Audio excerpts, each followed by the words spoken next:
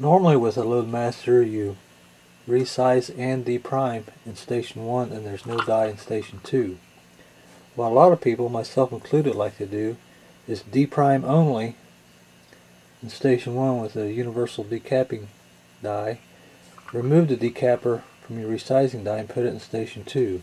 I'll show you why this is advantageous. One way Lee keeps their equipment costs down is for each shell holder it can be used for several different caliber cases.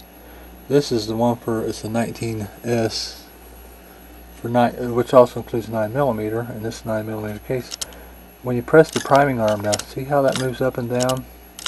Normally with no die in station 2, that arm presses that up and that's where it primes.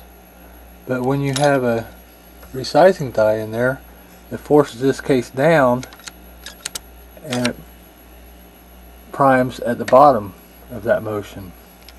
So if you do this, you need to reset your adjustment on your priming depth or you'll crush primers.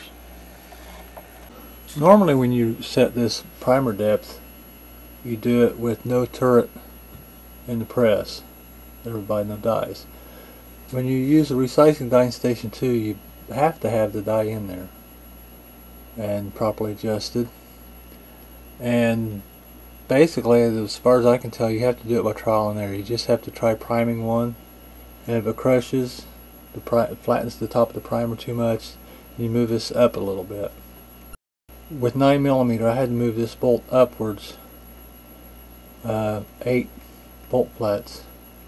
When I switched to 45 ACP, I had to change it about 2 bolt faces, one way or the other, I don't remember which. But you basically just have to do it by trial and error with the die in there and actually priming a case. That's the only way I know to do it. The advantage to doing it with the resizing die in station 2 is you get much more consistent priming because the case will be locked into place. It'll be in the same place every time. It won't be wiggling around, and it really improves your priming consistency.